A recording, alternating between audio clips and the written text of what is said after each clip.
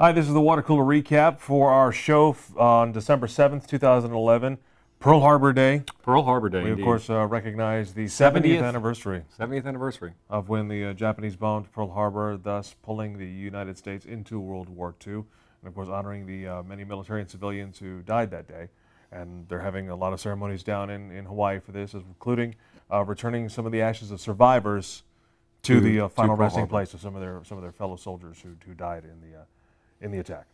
Also, making news today on this Pearl Harbor Day, as I guess is appropriate or not. Alec Baldwin got thrown off an airplane this morning. That's always fun. Was it flying at the time? No, unfortunately not.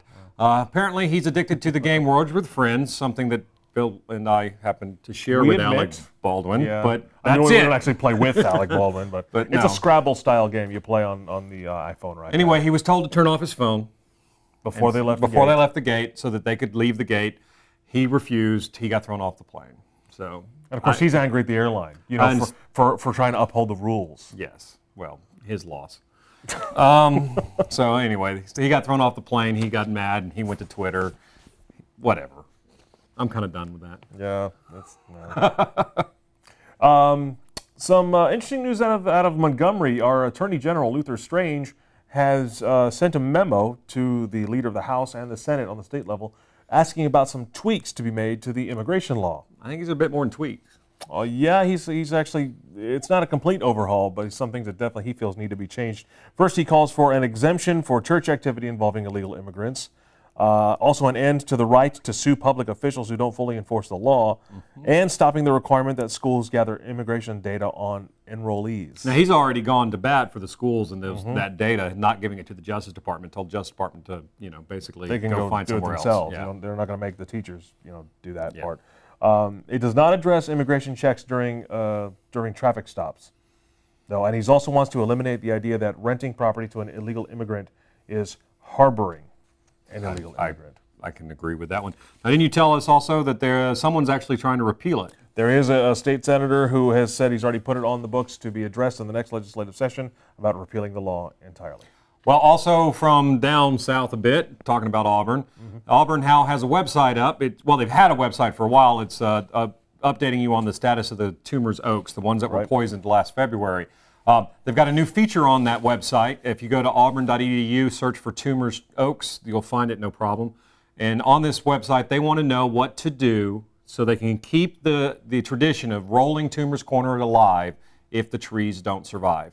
You got a number of options that they're talking about, everything from planting cuttings from the Toomer's Oaks. There's some out there that are actually old and large that may work. To planting a new one and then putting up some sort of structure to be rolled, or not replanting the trees and putting up some sort of structure, sculpture kind of thing, memorial to the trees that will get rolled. The point being that Auburn recognizes that rolling Toomer's Corner needs to continue even if the trees don't. I think that's pretty cool. So you can go to the website, give your opinion. They've got 5 or 6 options on there already, and you can submit your own if you don't like any of the ones that are there. I think they should plant like Sons of the Oaks. Sons of Oak. Like actual cuttings from the oaks. Replant them there, and eventually they'll grow big.